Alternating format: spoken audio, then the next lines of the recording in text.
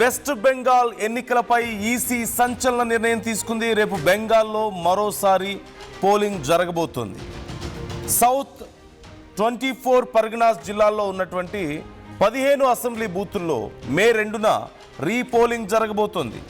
మగ్రహత్ west assembly నియోజకవర్గంలోని 11 బూతులు, diamond harbour నియోజకవర్గంలోని 4 బూతుల్లో ఎన్నికలు జరగబోతున్నాయి.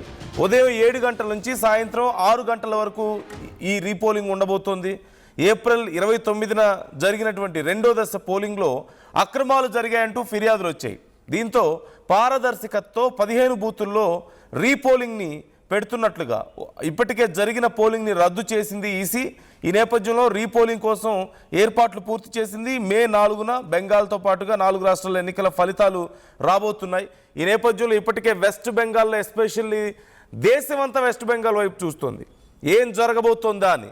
బీజేపీ అక్కడ సరికొత్త రికార్డును క్రియేట్ చేయబోతోందా, ఒక సరికొత్త అక్కడ మెజారిటీని సాధించబోతోందా అని చెప్పి అందరూ ఎదురు చూస్తున్నారు. మరోవైపు ఎగ్జిట్ పోల్స్ అన్నీ కూడా ఎక్కువ శాతం బీజేపీనే గెలుస్తుందని చెప్తుండడం, టీఎంసీకి ఎదురు దెబ్బ తప్పదని చెప్తుండడం చూస్తే ఖచ్చితంగా బీజేపీ కూడా చాలా కాన్ఫిడెంట్గా కనిపిస్తోంది ఈసారి.